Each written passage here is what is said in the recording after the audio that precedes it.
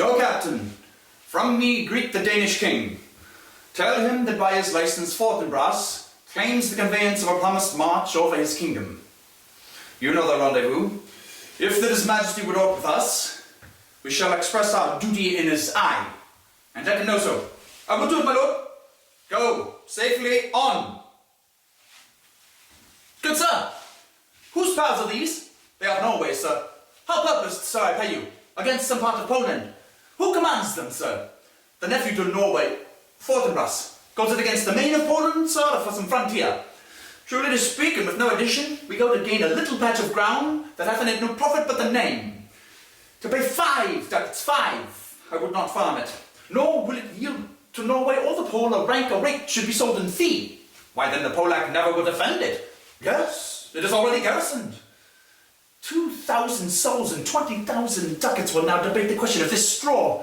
This is the imposture of much wealth and peace that inward breaks and shows no cause of why the man dies. I humbly thank you, sir. God by you, sir?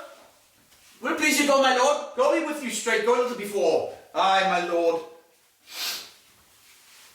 How all occasions do inform against me and spur my dull revenge.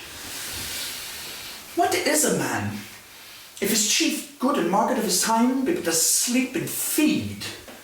A beast, no more.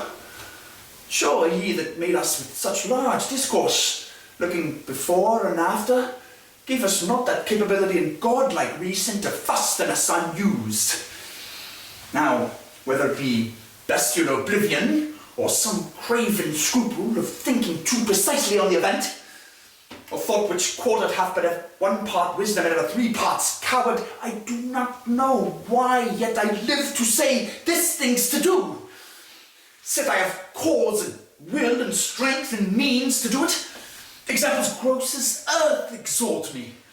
Witness this army of such mass and charge, led by a delicate and tender prince, whose spirit with divine ambition puffed, makes mouse at the invisible event, exposing but as mortal, unsure to all that fortune, death, and danger dare, even for an eggshell.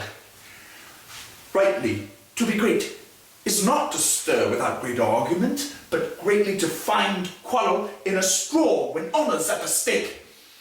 How stand I then, that have a father killed, a mother stained, excitements of my region and my blood, and let all sleep, while to my shame I see the imminent death of 20,000 men, that for a fantasy and trick of fame go to their graves like beds, fight for a plot whereon the numbers cannot try the cause that is not tomb enough and continent to hide the slain.